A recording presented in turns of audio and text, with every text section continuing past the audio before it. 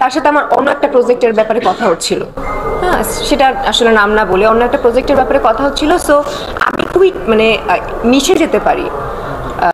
এই সিনেমাটা যে আমার না, কিংবা এই সিনেমাটা যেটা আমি কাজ করছি না, এটা আমি আসলে বুঝতে দিইনি, কিংবা আমার সেটা মাথায় আসেনি। আমি আরও ইনপুট দিচ্ছিলাম, ভাইয়া এটা করতে পারেন, ওটা করতে পারেন।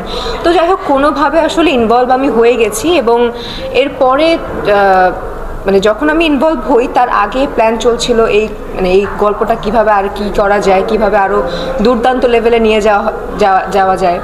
সো আমি ইনভলভ হওয়ার পরে মানে আগে তো গল্পটা খুব ভালো ছিলই, ইনভলভ হওয়ার পরে আরও বেশি কেন জানি মনে হচ্ছিল যে আমি ইনপুট দিচ্ছি, এ ইনপুট দিচ্ছে, সে ইনপুট দিচ্ছে। সো টিম ওয়ার্কটা এত স্ট্রং হয়েছে এবং দুর্দান্ত একটা গল্প এসে দাঁড়িয়েছে।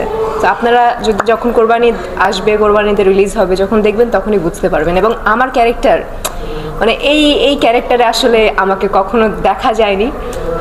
কিছুই বলবো না, যখন আসলে আমার সিনেমার প্রমোশনে আমি আসবো তখন সব কিছু বলবো। সিনেমার নাম টগর এবং নাম ভূমিকায় আছেন আদর আজাদ।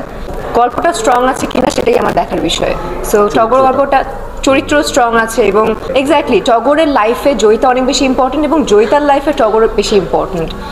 সো এটা আসলে কেউ কাউকে কোনো ক্যারেক্টারকে ফেলে দিতে পারবে না, যখন আপনারা দেখবেন তখনই বুঝতে পারবেন। সেরকম কোনো স্টোরি হয়তো বা ডিরেক্টর মনে করে যে আমি সুইটেবল না, হয়তো বা আমার কাছে মনে হয় যে আমি মনে হয় সুইটেবল না, হয়তো বা মনে হয় যে গল্পটা আসলে আমার সাথে আসলে যাচ্ছে না, তাদের সাথে তাদের জন্য পারফেক্ট। সো সব কিছু মিলিয়ে আসলে ব্যাট বল যেটা আসলে বলে, ব্যাটে বলে মিলছে না দেখে আসলে হচ্ছে না, বাট আগামীতে হতেও পারে, বলা যায় না।